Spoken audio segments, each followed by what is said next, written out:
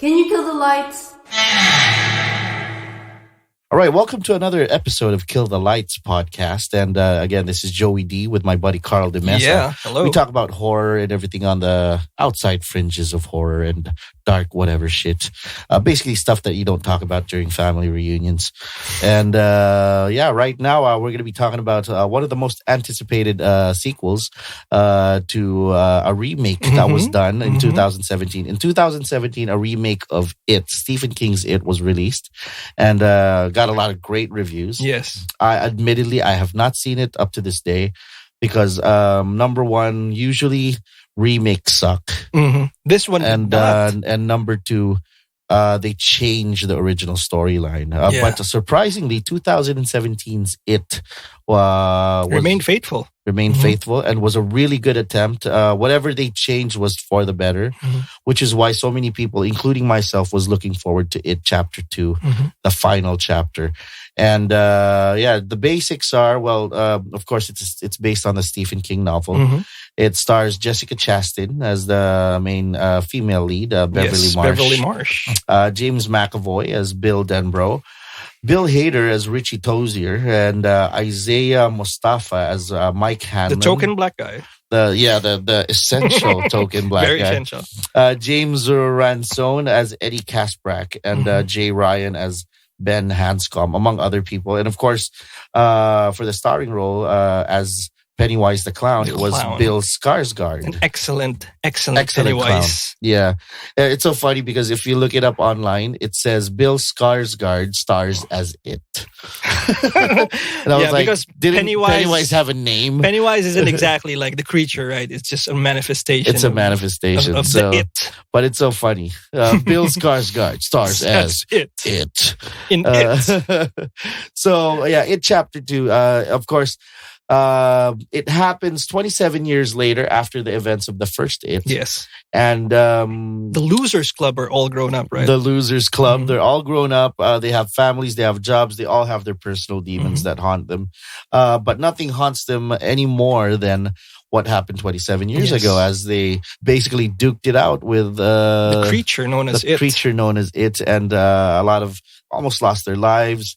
But in return, as the brilliance of Stephen King is these group of kids did almost lose their lives, but in the process they became friends forever, which is the bond that brings them back 27 years later. I don't care how macho you are, but I just love themes like this because we were all kids once, and I just think it's awesome how Stephen King.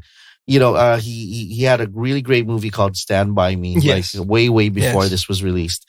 But it's still awesome how he tackles those things. So it's close to his heart. I remember the iconic line from that, Joey, the Stand By Me. Yeah. The friends that you made when you were 10, 11, 12 are friends forever. Yeah. And no friendship comes close since. Like, Jesus, does anybody have friends like that anymore? Yeah, exactly. And it's not one of those namby-pamby G-rated movies wherein they remained close forever. No. But because they all led separate lives, but then they just remember that there were those good times back in the day. You remember when the black guy, because It comes back. Of course, there are signs that Pennywise is coming back. In the opening scene, there's a gay couple who got beaten up, and then the red balloons came back and stuff like that. You remember, each of them had somehow forgotten what had happened to them, or it was obscured by a miss in their memories. Yeah. There was a glitch. Everyone who fought It had a glitch in their minds. Like they remember, their bodies remember the pain. And you remember Bill Hader who became a comedian. His character is Richie, of course, and he grows up to become a comedian.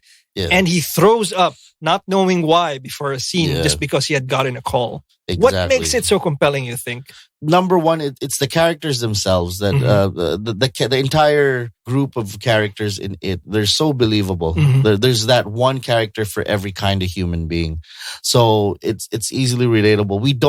We're not dealing with experts in the occult supernatural. We're dealing with kids who were abused by their families. Yes. We're dealing with kids who had no friends. Yes. Again, kids losers. They were basically. losers. Yeah. They were outcasts in that town.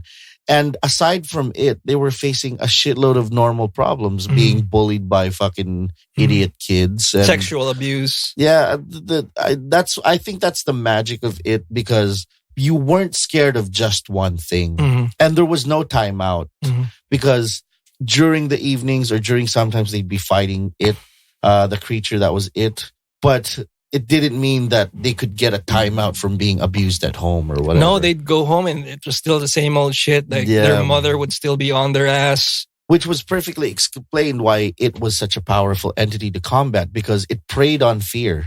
And it wasn't necessarily fear from Pennywise. No, it was like camouflaging itself as these little problems in the town. Yeah, these kids were actually maybe afraid of or were trying to run away from. Yes. So everything is so believable. I guess we got to thank Stephen King for that. Yeah. Because he was the mind that put all this together.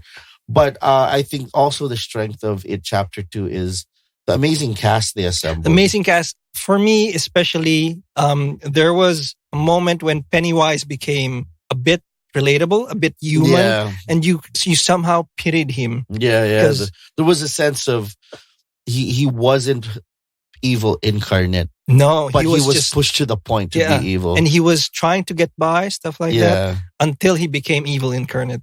And then I was expecting like, okay, Bill Hader's in it. He's just probably gonna drop one-liners, and he's a comic relief. And but like when you go through his backstory. He has an amazing backstory, right? It's really excellent. And basically, they showed, like in real life, that humor is actually more of a defense mechanism. Yeah, especially for a comedian like him. So everything is, again, like we mentioned, everything was so relatable. And dude, I gotta say, like the scenes, even the scene that we'd seen hundreds of times in the trailers, the scene with the old woman. When Beverly was confronting this old woman who was apparently one of Pennywise the Clown, the physical clown. Yeah, one of his relatives, old or relatives, like granddaughters. Yeah. Again, we saw that scene over and over in the trailer, but it was still pretty fucked up when it happened on. It was screen. Still pretty creepy, man. Really creepy. I admit, I was scared of the dozens of manifestations of creatures that were. The manifestations of their fears, the film, right? Yeah. And it was even. I was even worried because as we were going into before the movie started, a representative from Warner said it's going to be 3 hours. You better use the bathroom now. Yeah, and I'm sure there was something in your head like, oh God, how many times will I doze off in this thing? But not a single second I didn't doze off. Yeah. Everything was. I liked, despite being 3 hours, it seemed that every scene deserved to be there.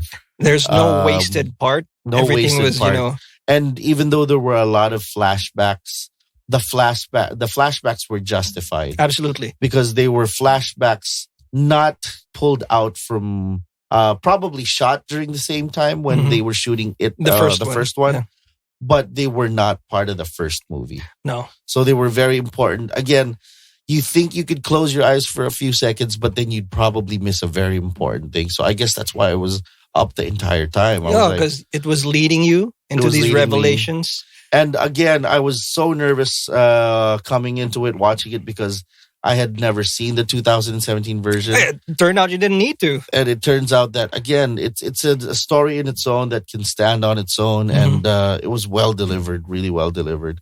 The only thing that I had a minor issue with was how it really didn't need to be 3 hours. Yeah. It was 3 hours and I enjoyed all 3 hours of it, but it didn't need to be that long. You could have diverged from some, because the first one, they changed a lot of things. Yeah. The second one, this here is more novelistic. Absolutely, with the flashbacks and the cutbacks, flash forward, stuff like that. I could argue that 20% of that could be put in the DVD. Yeah. Not for a theatrical release, but just for fans. Bonus sections, right? Yeah. Establishing all that.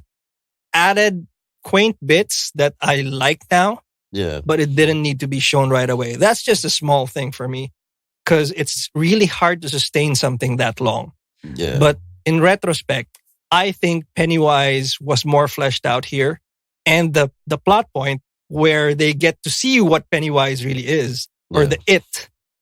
I don't want to reveal it now, but that could have been handled better because it stands out like a sore thumb. It changes the whole genre of the film, the tone of it. Like, oh, now it's not a horror movie. Yeah. Now it's like a blank. Yeah.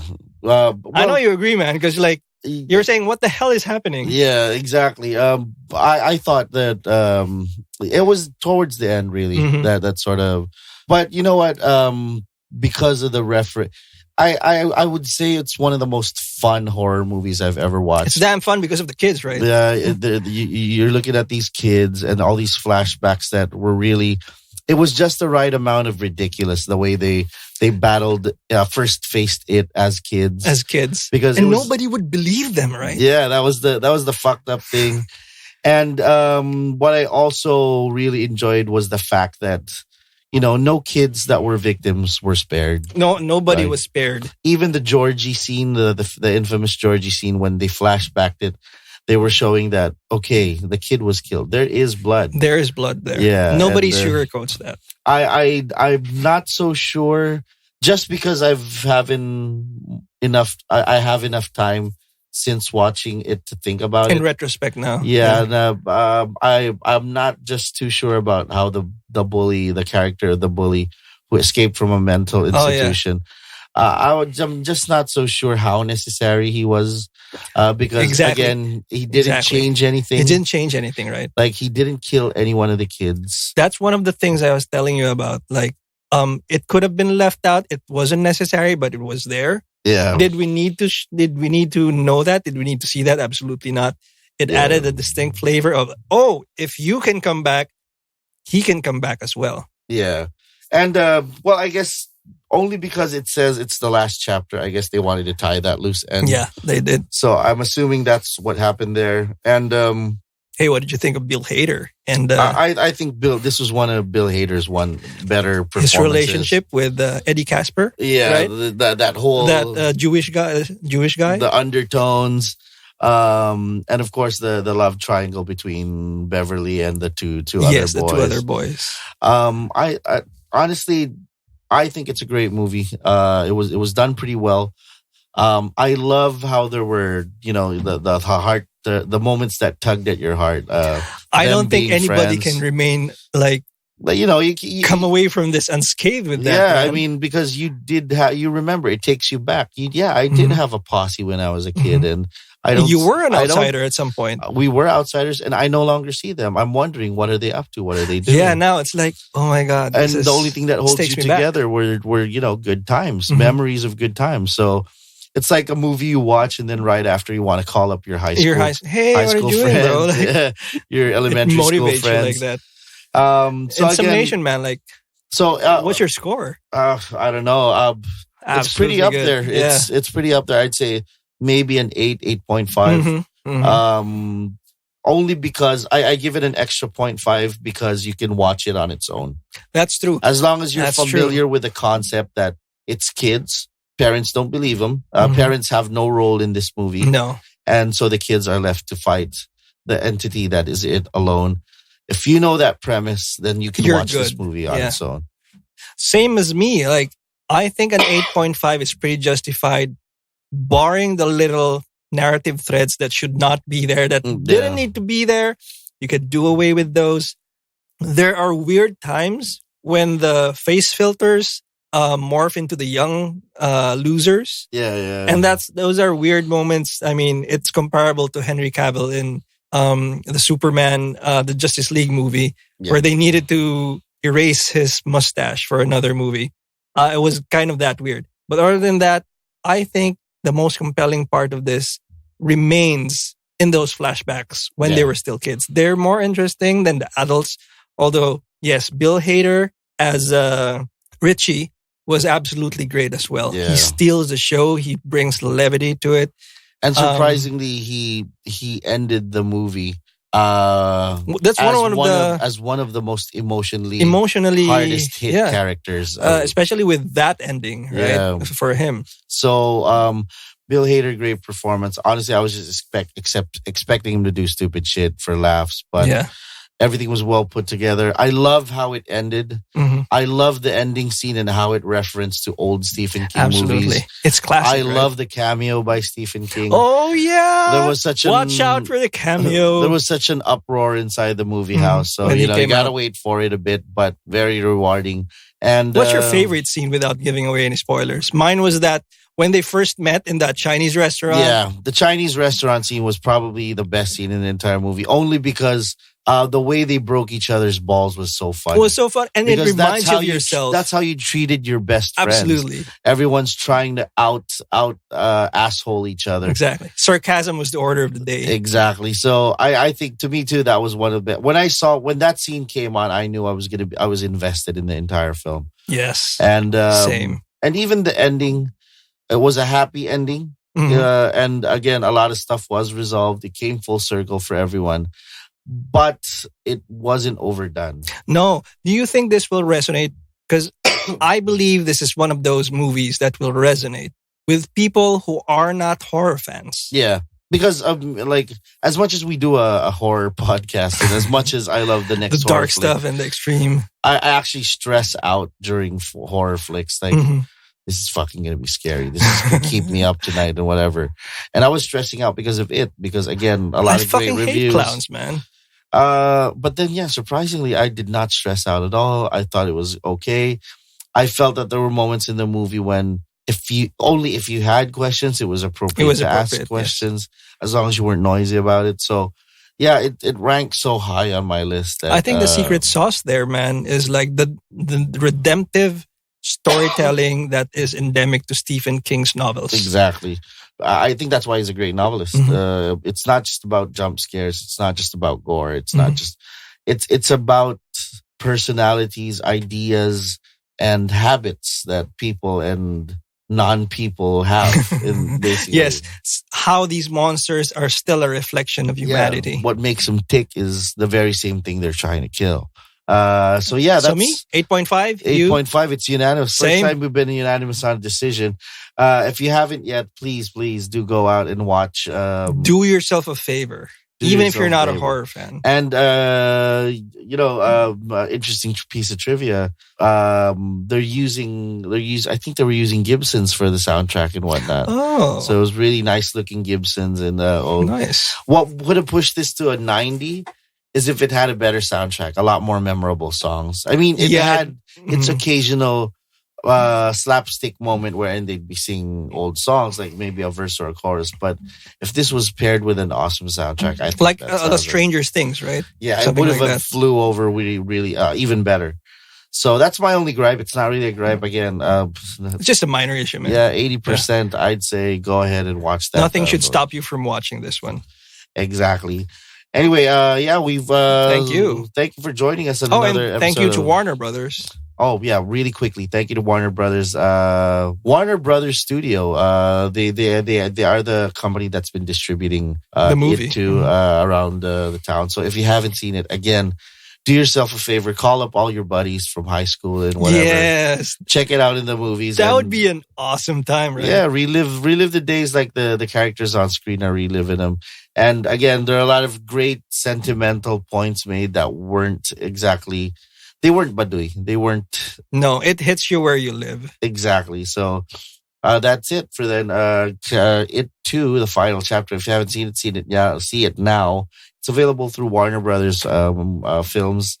And if you want to make a bunch of requests or tell us what to play or review next, please just message us on our Kill the Lights Podcast PH page on Facebook, or you could just basically message us on Spotify or wherever. Let us know what movies you want us to watch, or what other comments? what other factions of art that you want us to take up. Meantime, stay careful. Be careful of clowns. Stay away from red balloons and sewers. Be safe out there. All right. We'll see you on the next episode of Kill the Lights. Cheers.